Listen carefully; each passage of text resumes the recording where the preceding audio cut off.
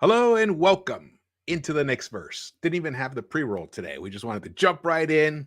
Welcome, Foxy. How you doing, my friend? All is well. Salute to you. Salute to the chat. Salute to the Into the Knicks-Verse family, and salute to the SV Nation.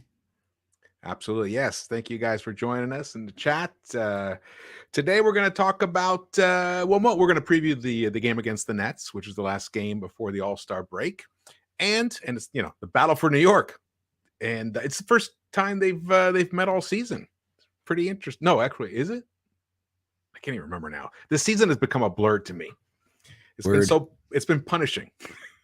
58 games of brutality, but we got 24 more games to go. Let's see what happens in the home stretch. But we're going to also look forward to the future. We're going to look at who are the possible candidates for the starting point guard position of the future for the Knicks. We don't even know what's going to happen with Derrick Rose. Apparently, he is not even practicing yet with the team.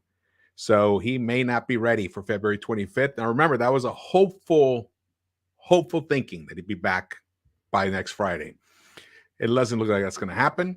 So we have to look towards other areas of possibility. And it's going to be interesting, man. But first, before we get into that, if you guys haven't subscribed yet, please do so and hit the thumbs up for us. Very much appreciated. And any specific questions about point guards or anything you guys want to ask us, just drop it in the chat and we will get to it. All right. Now, Foxy, how are you feeling right now about the New York Knicks after 58 games, including the recent 12 game losses out of the last 15? Obviously, incredibly disappointed. I didn't, we stated at the beginning of the year that the East was stacked. Folks, this is not going to be the same thing as last year. So I think we were very accurate.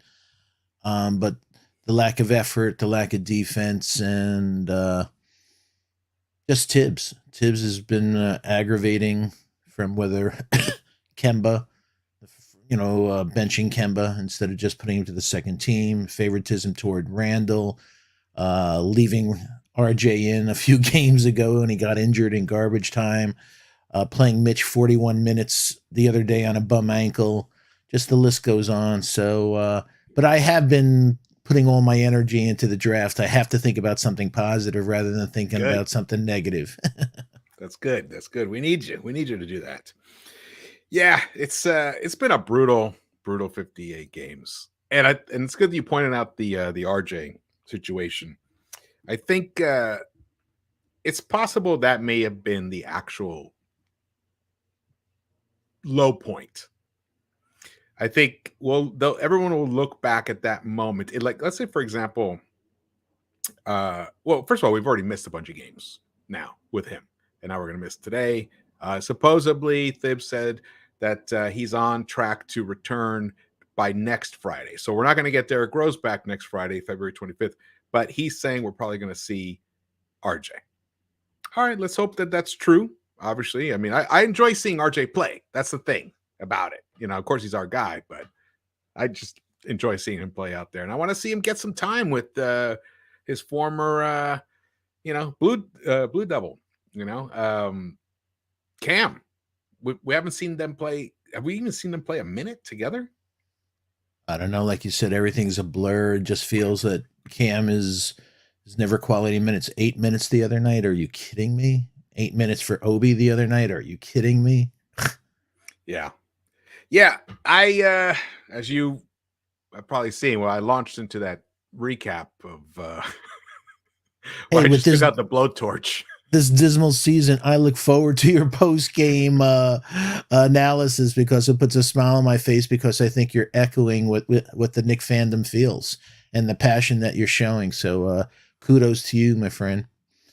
Hey, did you hear what Van Gundy said on Alan Hahn's show? No, I didn't listen to it yet. He said that the best thing for the Knicks is not to make the 7 to 10 play-in. We're currently 2.5 games behind, and his reason we need to realize how far we have to go. That basically another way of just saying, hey, look at the talent on this roster. That's going to hurt us more than help us. that we Yeah. should not even try to do that. And you know what? The first thing I thought about is you did a brilliant piece a week ago or so on Quickly, how the Knicks are better with Quickly on the floor than Even if he off. doesn't make a bucket. But the point is, we're so bad, this roster, that we're talking about a guy who literally, he can't shoot. He's shooting 41% from three, which is just his field goal percentage is 36%, which is the standard is 50. 31% from three. I said field goal percentage 36%. Oh, 36%. Yeah. Yeah. But what about the three? The 32% from 32. three. Sorry. Yeah, and but which is field goal percentage, 2-point percentage, 3-point percentage. So we have a guy who's just shooting the 50, 40, 90. He's doing the 90 part on the foul shooting, but he's failing miserably on everywhere else. But we play best with that guy on our team. So that says a lot about the talent of our roster, that a guy that can't shoot twos, can't shoot threes, but we play best with him. And averages 3 assists a game. Yeah. Well, but per 36, he's averaging around 5.5, 6 assists a game, which is kind of like right in that zone. The thing is, he penetrates. He tries to look for guys. He tries to make plays. Something that Kemba's just not doing. We saw a little bit of it the last game, but he just doesn't do it. And then Rose, we've been missing Rose. So who else does it? Burks? Well, forget about that element. Kemba literally at this point can't play any defense. No. He'll have a couple of games where you're like, yeah, he had a nice offensive game. They left him open. He hit threes. He's a scorer. He's an ex all-star. So he has that talent, but literally can't play a stitch of defense anymore. Exactly. They just blow past him like he's not even there. Exactly. That is the thing. Thank you, Prezi, the boss here. Brogdon is good, but he's 29 and will be coming off Achilles issues. Yes, there are. You guys are going to be surprised, but I want to hear some creative thinking of where these Knicks are going to find the future starting point guard. Actually, let's get to it. Let's get to here. Let's before we get to this here. Here we go. So, Knicks future starting point guard. Is it one of these guys? We got Deuce, IQ, Jalen Brunson, a free agent, Rokas, who's our international player who's now in with Barcelona. We got JD Davison, TyTy Washington. And the reason I show some of the college guys is because we are now poised to get a lower, well, we're at the 10th pick right now, which is in the lottery. And we could either, go up a little bit or go down or whatever, but also we could totally get lucky. We can get incredibly lucky and land in the top 4. That's a possibility. However, that possibility only increases as we lose more and more.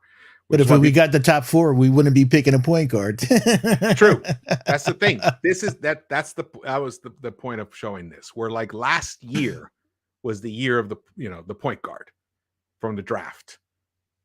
I mean, this year, look, we even guys like international guys like Josh Giddey. Josh Giddey would be the number 1 point guard prospect if he came out this season. Same could be said for Suggs.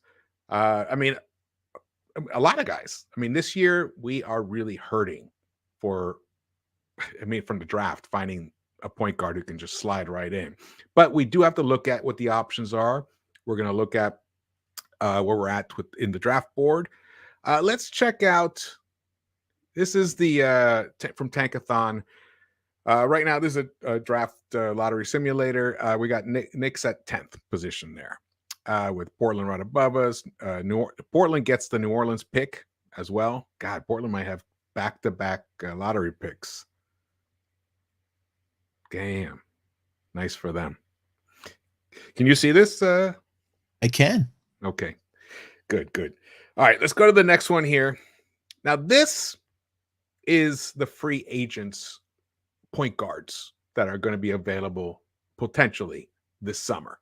And it's listed by order of salary. So John Wall, Russell Westbrook, Kyrie Irving, they're all on player options.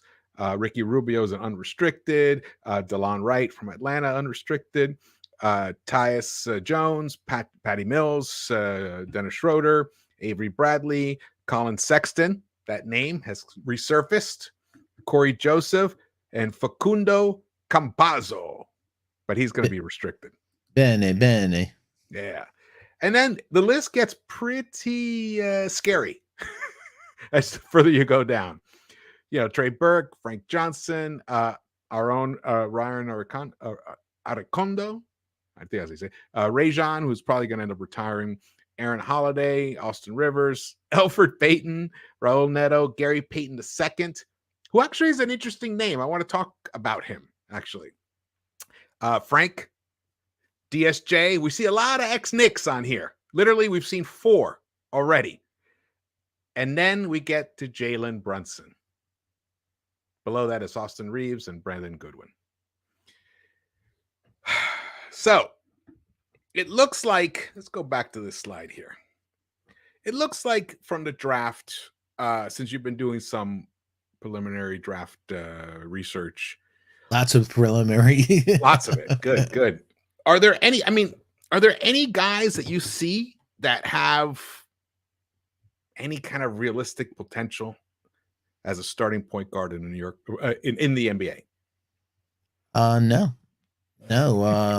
TyTy, a lot of people are talking about TyTy. I've watched a lot of them, and I don't see it at all in TyTy. First of all, he hasn't played. Wheeler, the kid from Georgia that transferred, is playing point at Kentucky, so he's playing off ball. He's just an average athlete. There's nothing blazing about him. He reminds me of a bigger IQ. In fact, my wife came in and she said, "Is that a chick?" And I went, "No, that's TyTy Washington."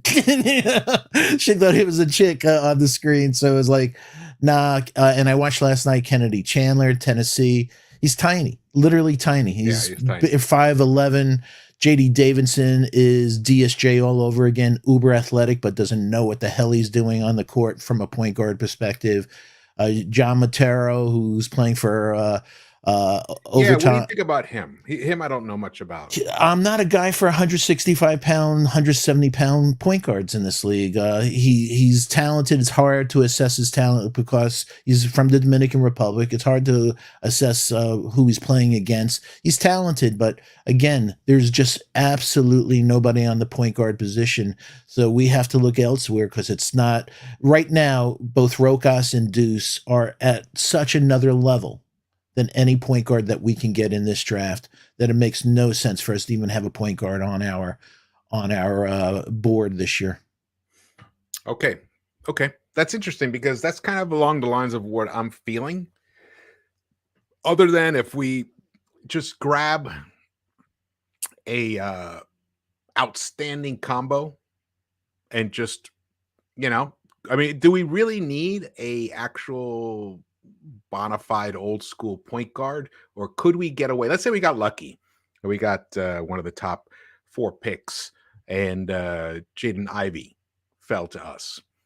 Could we actually, with Jaden Ivey, RJ, Quentin, or Cam, whoever, and then it looks like we're still going to have Julius for next season. Let's just assume we will. Do you think Jaden Ivey could learn that position enough to be so that all the other things that he brings can still flourish?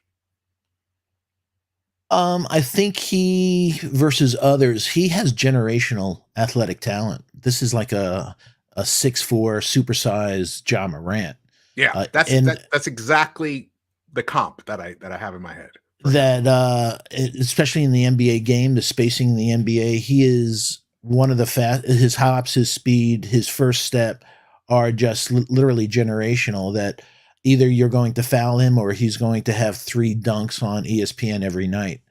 So if his shot turns out, he absolutely has the highest ceiling of anyone in this draft, Jaden Ivey. His mom is coach of Notre Dame, so women's coach of Notre Dame. So he's from a good basketball family. Yeah, there's a lot of athletes in his family. Yeah, so he's very Jaylen Brown-like when he came out of college, that unbelievably athletic. And if he can get and if he can get a shot, really and very good on defense too.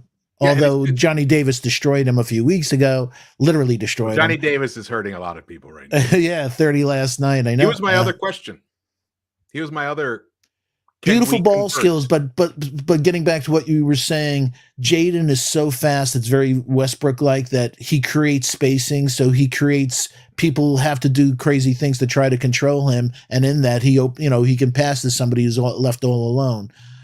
I'd personally like more of a Jalen Brunson. We just have to look at the last couple of weeks about looking at us in closing. We can't close any games because we can't have anyone put us in a position. We'll get to the Okay. free agents. We'll get to the free agents. Okay, Just cool. thinking about sticking with the draft because that's something that's actually somewhat within our control. So Jaden Ivey, because in my opinion, that was a great comp. He's just a larger Ja Morant. But he finishes through contact. He's unbelievably strong. He's stronger than Ja. Bigger. It took Ja a couple of seasons to finally get to where he is now. I mean, we saw the electricness that he had right away, but in terms of being able to handle, the physicality of the NBA, that took a moment. I think Jaden Ivey could jump right in right now. I mean, what was the most recent game we watched, or it was the one over the weekend? He was just colliding into people and still finishing and getting the foul call. And like you said, either hand, go right, go left. He has his shooting mechanics is more of a set shot, but the ball's going in, man. He's shooting over, I think 40% this year. So if he gets a mid-range, he's a very scary player. If he gets it all together, this is absolutely I could see it being an all-star for 10 years, Jaden Ivey. Yeah. I agree. I'm with you on that. He's a possibility. Of course, we have to get incredibly lucky. The other guy I was thinking along those lines was Johnny Davis. I think in the NBA, Johnny Davis might actually end up being a point guard in the NBA. Reminds me of Jamal Murray, and Jamal Murray is a point guard, as weird as it sounds, folks. If you watch him. He was a shooting guard in college. Yep, and he still is a shooting guard playing the point guard position. So he absolutely, probably Johnny Davis has one of the meanest mid-range games I've seen in a long time. And I know that's a dirty word to a lot of people, mid-range. But he gets his shot. And like I said, having a guy, Jaden Ivey, who's sensational on both sides of the ball, he just ate him up and spit him out a few weeks ago. And he won the game yesterday. I love a guy that's not only good, but he takes a team on his back. He took Wisconsin on his back last night. Yeah, what did he score? Like the last 30. Yeah, exactly. Yeah. And when they needed it and hit the foul shots. It was a close game. Very close. On his back. Yeah, and he's done that a few times. So that is a skill that some guys are just not built to take a team on his back. Johnny Davis has that thing, man. So he's absolutely soaring up the boards. Yeah. I wonder where do you have him mocking? I have him going to Portland. So I have Portland taking Keegan. Wait, 8th Murray. or 9th? Exactly. 8th. Okay. I have Keegan Morgan at 8th. Johnny Davis at 8th. Keegan Murray at 9th. And I have Knicks at 10th taking a surprise pick. All right. Well, don't reveal that yet. Okay. All right. Well, let's see. So the draft has at the high end, we're not talking about like pure point guards, but there are combo guards that probably will end up playing the points in the NBA. But they're now, I think Johnny Davis might actually go higher, Foxy. And he can, and yeah. I think he might go top 5. Well, the top 4 are pretty much is going to be Chet, Jabari, Paolo Banchero, and Ivy. Yeah. And then from there, like you said, it could be Johnny Davis. It could, the one that's soaring. That skill is such a premium in the NBA. He may not necessarily be the 5th next best athlete available, but that position is such a high premium. That and fit. It's weird you said that because I have a player that's going before him, AJ Griffin, from Duke, 6'6", shooting over 40%, doing stuff this year that only Devin Booker is the only player in history college basketball has ever done what he's accomplishing. So I see him going to Oklahoma City as a great fit with Giddey and Shea. Yeah, I agree. And the other guy is Jaden Hardy. Actually, I think the other guy, I'm familiar with him, but I think actually the other guy is Shaden Sharp. Okay. that The Kentucky guy? the Kentucky guy was the number one pick, the number one kid out of college, out of high school. He's from Canada. I watched a lot of, as much as you can watch high school and mixtape. You know, I wish I could see other parts of his game. So that's the hardest part for any talent assessor, is not having any college ball or G League at least to watch of him. But he's 6'6". He has unbelievable athleticism. He can shoot. You get to the hole. You know, has combo skills. So he is somebody that I think that is going to be a real wild card in this draft. All right. I like that. I like that. Now let's move on to talk about what the Knicks actually have currently. We have Rokas, Quickly, and Deuce McBride. Unfortunately, we also have Coach Thibodeau, who refuses to develop, guys, develop our young players. I mean, if it happens, it happens, but he refuses to give any time to let them fail and learn the role. He has no patience for it. And that's a shame, and it's hurting our development, I feel personally. I mean, they're guys like RJ and Grimes are very unique guys. They will thrive almost in any environment. They're mature beyond their years. That right. Exactly. Well, and both of them, interestingly, were, like top level blue chip prospects when they were young. Oh, yeah. So they've been in the spotlight for years. They've been leaders for years. So they don't get as phased by the turbulence that is surrounding them. Their families. And they're good families. Exactly. But his other brother guys, plays hockey. A lot of people know Grimes' brother is in the NHL. 6'8" hockey player. Yeah. But, other guys, not everyone's the same. Not everyone's the same. They need nurturing. They need guidance, a lot of guidance. And that's something that I don't see happening. But you know what an important point is to build on is Tibbs is not only stopping that, but he's stopping Johnny Bryant. He came here from Utah as the point guard whisperer. He did all this great stuff with Donovan Mitchell and had all this acclaim. And I don't think he's giving Johnny Bryant the leverage for him to do his magic. Yeah, the guys can't get on the court, then he can't, they can't execute what he's getting taught. Yeah. I agree. That is, it's troubling. But what about IQ right now? It looks like Thibs did have some hope that IQ could really develop into a point guard. We saw it in the summer league in the beginning of the season. Unfortunately, he just hasn't responded. He's having a terrible season, as you pointed out. You read out his stats earlier in terms of shooting. But when he's on the court, the team plays better. It's just a fact of stats, of numbers. The team outscores the opponent by 16 points on average when he's on the court. Doesn't matter who he's on the court with. And remember, I know lately he hasn't had as much fourth quarter minutes, but before that, he was the fourth quarter guy if Derrick Rose wasn't available. So he definitely impacts winning in that sense, but he has definitely regressed in terms of his ability to impact the team personally. Well, he hurt us the last game badly. Yeah. I mean, he couldn't. I know with that last shot, it was a good look. I'm not even talking about the last shot. Yeah. But it's been happening for a while. But now Deuce, I mean, it's hard to know. I know you and I are huge fans of Deuce. I know he struggles getting separation in the NBA per se. How do we know? It's such a tiny sample.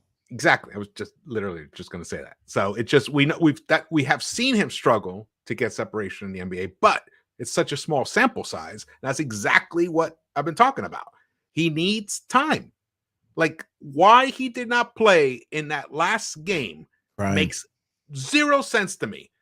When Burks was walking the ball up, he cannot handle the point guard duty when the game is on the line.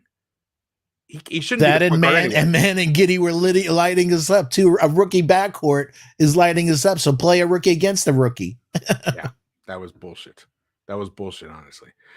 Uh, and so I don't even. And then tonight he's not even available. He's been sent to Westchester, so he won't even be on the bench tonight.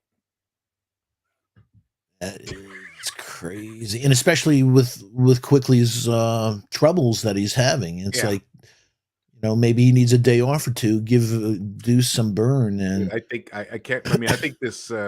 Hopefully, this All-Star break will be a good thing for a lot of these guys.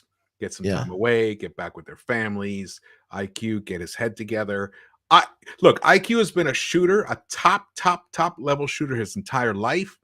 I don't think that's gone away. It will return. Unfortunately, it's just taken a long time this season. I do think that if he had been hitting his shots, he might have actually moved into that starting point guard role. So, in that respect, I think he has cost himself the opportunity to earn the starting point guard job right absolutely. now during Rose's absence and Kemba's troubles. So, that's on him.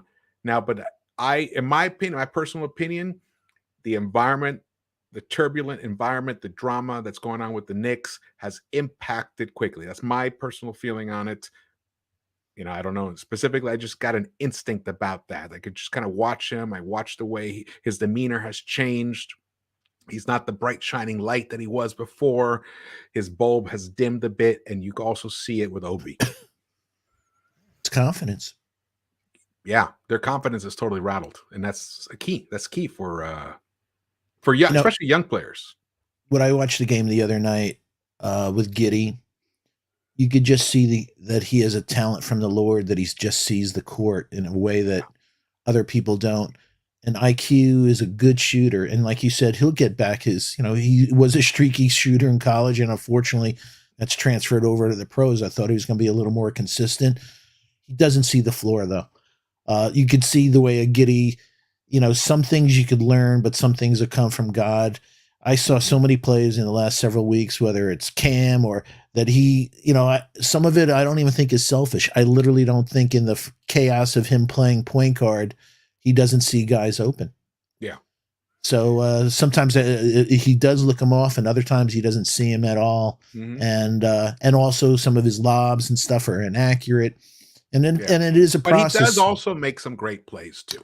He does. But he does. He does make those. But I absolutely feel what the biggest thing that's hurt him this year is D Rose going out. I think he's at his best when D Rose is playing the point. He gets to the hole, they converge, he kicks it out. His shooting woes, I think, are directly related. Pardon me, he's at his best catching and shooting. He squares up, his form is perfect. When he's playing point guard, he's dribbling, he's thinking, and when he takes his shot, his body is not squared up a lot. And that's why he takes shots across his body. His form is off. And it's impacting him. It's been frustrating. So nobody's missed D Rose more, I think, than both him and the Obi. Yeah. Now the other guy might be a possibility is Rokas. And we just brought up Giddy. That's somebody that sees the floor in a different way, that is not going to blow you away with athleticism, but it'll blow you away with their IQ, blow you away with their floor generalship, and just knows how to put people in their spots. So I'm really looking forward to seeing him. And he can drive, and he can finish, and he can shoot the three. He's literally got a mid-range game. Is he top level elite in any of those attributes? No, but at this point, we'll take B+. I think he may be on the verge of elite from a floor generalship, that he understands that part fabulous. Of it. And that was like the thing with Giddy last year. Everybody, when I did my thing, and I was right. The guy can't shoot. He's only shooting. He lit us up, but everybody lights up the Knicks this year. But he's shooting in the 20% from three. But he does other things that are really special, and you have to put a price tag on it. And Rokas has that. And also, Rokas is 6'5". He is a good nice size versus a lot of the guys you look what we were saying, 6'1", 6'2", 6'1", 6'1" in the draft. 6'3". 6'3". So that's why I said he's a touch bigger IQ. He's 6'3". And but Kennedy Chandler is only 6, maybe 5'11". He'll probably be 5'10" and change and barefoot at the combine. But the rest of them, if you take away JD Davison's fro, he's only 6'2". No, let's not take that away. I love this fro. Let's talk about the point guards possible for the summer. So we looked at this list already. So Jalen Brunson definitely is on the radar. We know he's on the radar for the Knicks. We know about the history and everything. It might take a sign and trade situation for us to get him if we can't clear cap space. So he's definitely on the radar for the Knicks. I'm thinking possibly if Dennis Schroeder can kind of show a little something in the last third of the season or whatever we have remaining, last quarter of the season. He's someone that the Knicks will possibly look at. I know unfortunately he's almost 29, so he's on a different timeline. But we know the Knicks are not averse to doing something like that. The other guy is who's the other guy I was looking at here? Peyton. Well, someone actually had. Oh, you only brought that up before. That's the only reason I mentioned it. Yeah, no, I was kidding. Young Simba, thank you, man.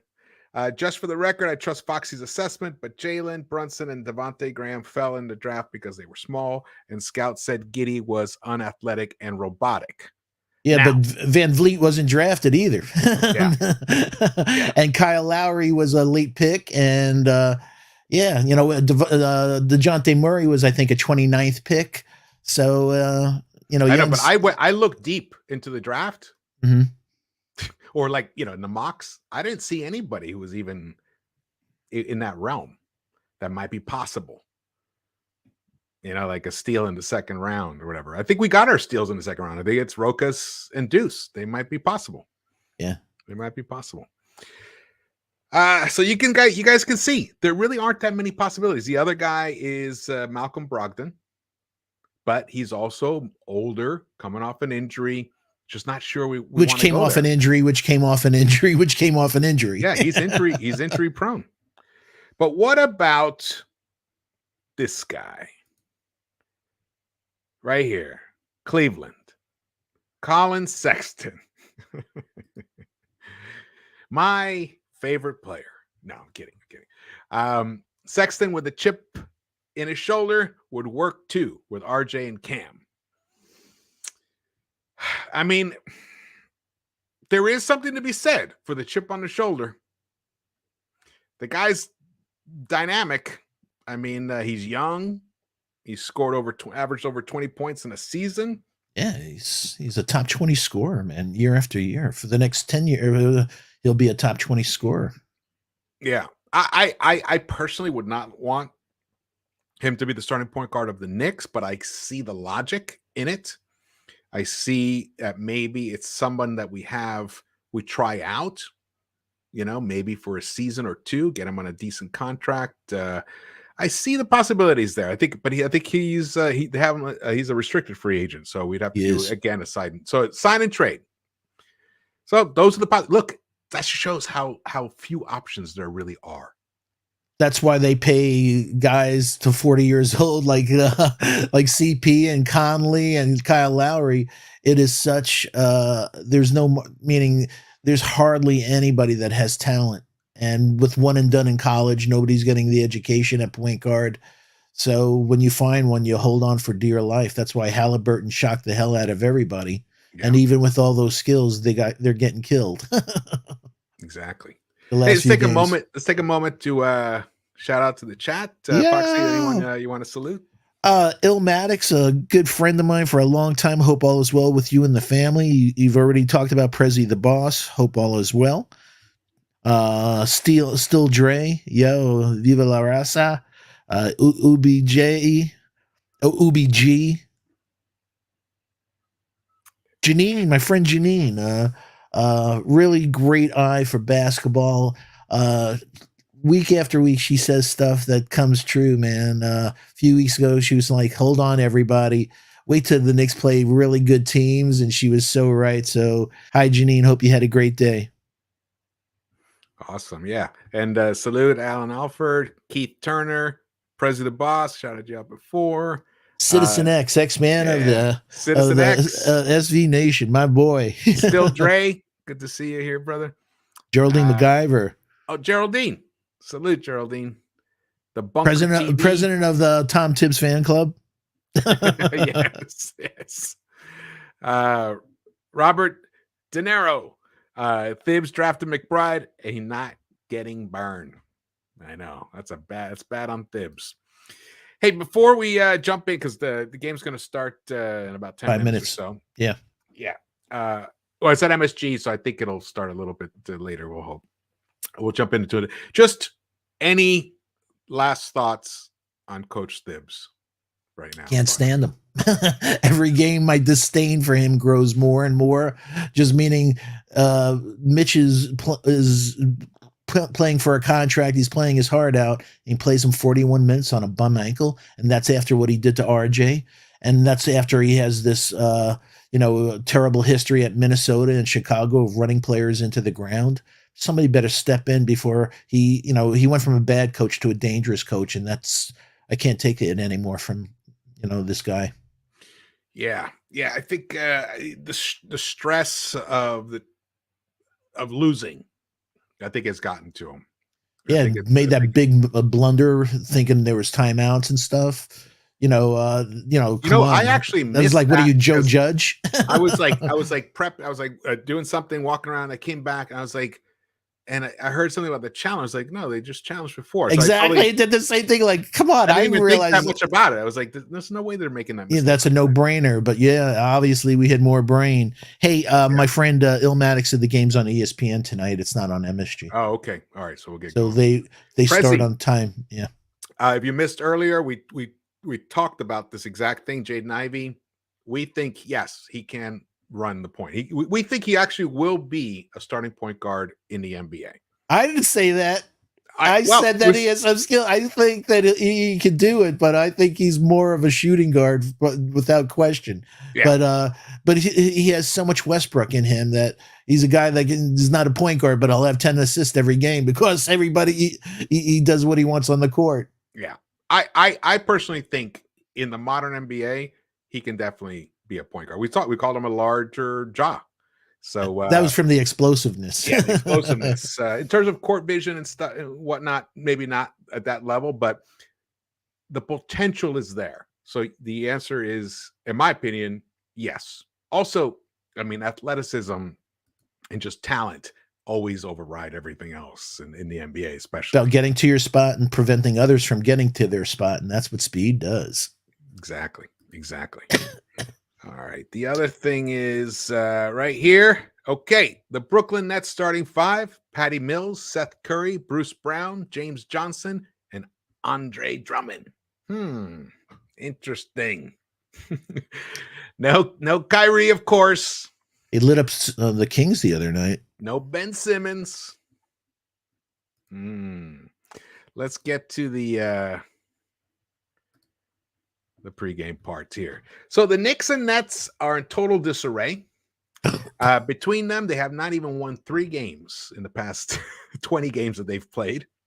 Crazy. Knicks are 2-8, Nets are 1-9, and they won and it was the win was just the other night, right? It was 2 nights ago. It was against was it the Kings? They beat, I believe so. They did beat the Kings, correct? Yes. Look at this. The Knicks are finally they're averaging 110 points per game in the last 10 games. Nets are 106. I mean, when you look at all these stats, it looks like the Knicks should definitely win this game. But how many times have we said that recently? And it hasn't happened. So let's hope that somehow they do pull out this win tonight, because also they're still missing Ben Simmons. And KD's out. Kyrie can't play, so they're going to rely mostly on Seth Curry for offense, I would imagine. And Mills. That, or who's it? Bruce Brown, Kessler Edwards, or Cam Thomas. That's going to have a career night on our, because everybody has a career night on us this year. And Blake Griffin is still around, sniffing around, averaging 4.5 rebounds per game. Julius, actually. He scored 19 the other night, Aldridge. That's right. Yeah, he's still around. He's still I mean, the Nets still he can pop. Yeah. He's beautiful. I wish people would look at his pick and pop. It's classic technique. Yeah. I think, what do you think the Knicks have to do to win this game tonight? You know, Foxy's math. I did an algorithm. If the Knicks shoot over 38% and our opposing team shoots under 38%, we have a good chance of winning. So that's 38% is the big number, folks. Yes. Actually, there's also similar to that. I forgot the actual winning record, but there's something like where Knicks are like 20-4 or something when they shoot over like 38% or something in 3 points. Yeah. So that is the key for us for sure. But it's, this has been an odd team, especially without RJ, who is like a rudder for them. He's the actual stabilizer on this team. Even when he's not playing well, not shooting well, he's one of those guys that can wake up in the fourth quarter and deliver. Unfortunately, I mean, Burks used to be like that. IQ used to be like that. They're not quite like that anymore. So right now, all we have is RJ to depend on for that fourth quarter. But Fournier has been decent in fourth quarters as well, but not to the level of RJ. So we need to have a lead, hold on to that lead, and just nail biter towards the end. But I think we're going to pull this game out tonight. I mean, if we lose this one, I honestly, Thibs may not make it through the weekend. I hope we lose then. I'm just tired of this guy. Something fierce. So, and I don't wish anybody's livelihood, but like I said, when you put kids' health at risk because of your antiquated coaching style, I can't take it anymore. Yeah, it's zero experimentation. That's the other thing. He keeps trotting out the same starting units or the same lineups that don't work. It's like he's just hoping eventually it's going to work. Yeah, but against, let's put a guy against a 6'5", 6'8" front line, like last game. Trey Mann is 6'5", he's 6'8", giddy. It's like, put a guy that's barely 6 feet. Yep, that's a great way to do it. Yeah. Kareem Grant asks, do you think Cam will get more time? And I hope so, Kareem. Yeah, I hope so. He definitely needs it to get his rhythm. We see a couple of plays that he did just gliding to the hole. Nobody on this team can do that, man. He has certain skills that we've only seen a little flash of. Like, we're like, oh my God, 2 dribbles and he was to the hole effortlessly. Effortlessly. 13 his messages. Cam will get 9 solid minutes. Yeah. Yo, these Tibbs really turned the cheek tonight. It's a bummer, man. Well, salute to the chat again. If you guys haven't subscribed, please do so and hit the thumbs ups. And if you come up with any other ideas or thoughts later on, just drop it in the chat, in the comments section. We always read those. And let's see, there was someone else posted. Folks, have hope in the next few weeks. If it gets real bad, whether it's George and me and Quis and me, we could have shows where you just talk about draft guys. Yeah, but it's gonna. I mean, but we're gonna have to keep it positive because otherwise, how many times can you say Randall sucks, Tibbs sucks, this sucks, front office sucks? Gets depressing. So let's rearrange our focus and say, I hope we suck so we get a good draft choice. Yeah. But the problem is we're really only 8 people in this draft, and then the drop off is tremendous. Yeah. There's always that that jewel that people didn't notice. There are a few. They're Herbert Jones, I call them. So you have Tari Eason of LSU. You have Kendall Brown, that they're 6'8", that they're going to be right off the bat good on defense, but they're very raw on offense. So it's going to take them a couple of years. But they're a jewel, like you said, if that offensive game comes around. But they already are good at have the prototype size and can play D. But other than that, wait, what? Stephen A. Smith talking about it's not Thibs' fault that this is the roster he was given. There's truth to that.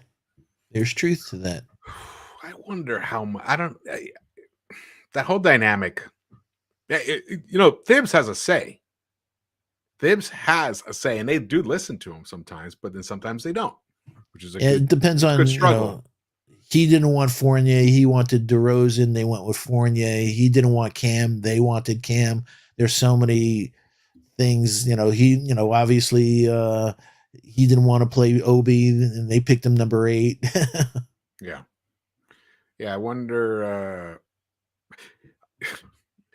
Look, Thibs better start making some changes, man. It's in his best interests, but it's hard. It's hard to go against your instincts, and that's his dilemma that he's facing. Well, we keep losing, and Randall keeps having 7 turnovers. That's going to continue. All the other good that he does, the points and the rebounds and the assists, those 7 turnovers, and especially usually 3 of them in crunch time when we really need to win. Throwing passes in the 14th row and stuff like that. Yeah. Oh my God, those 4 turnovers that he had in the fourth quarter in OT were a killer. Drew Licata, thank you for joining us, brother. There's also a guard in the CBA who's been dominating. I think we should give a chance to. His name is Bobby Brown.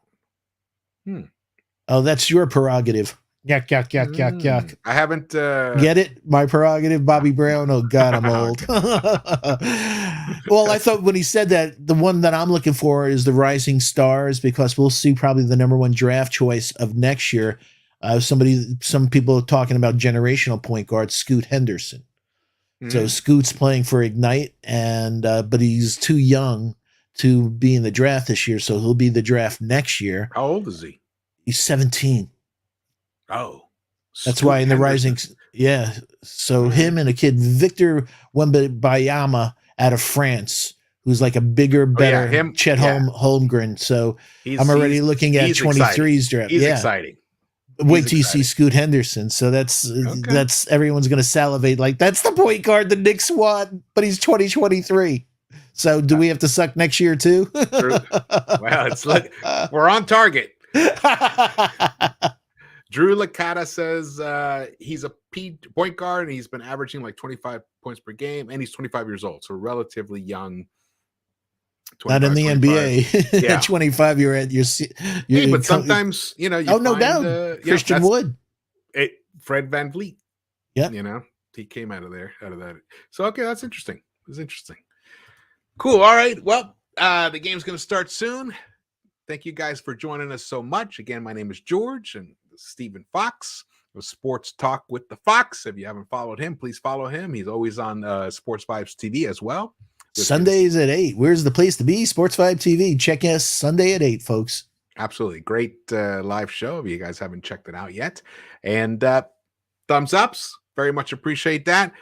It'd be nice to go into the All-Star break off a win. All this losing is really taking a toll on all of us. I think the Knicks, they deserve it. They deserve to give us a break. Give us a break from the losing. Let's see if we can get this game. Nothing's a given anymore. I mean, it hasn't been a given all season, but I can't even honestly guess what's gonna happen. Well, you can guess that Randall have four turnovers or more. Yeah, that's sadly true. That's one thing we do have to shout out. Randall has been playing better. I called it out a while ago, and I was met with a lot of skepticism because I had seen a difference in his approach to the game. He sped up his pace. I think I read off the pace numbers to you guys. He was at 96. He was like at a 96.74 or something for the year, and he's up to over 101 now in the past. But he's so inefficient still. 30 points on 26 shots, so the stats look good, but he's that last game. Last game was that, but he's had other games where he was definitely more efficient. That game he wasn't that efficient at all. But you still need to get your points from somewhere, and he was providing that. That game. Well, I already said a lot about that game, but he has been playing better. So that we have to acknowledge. And it just comes from him, picking up the pace, running down the court with the ball.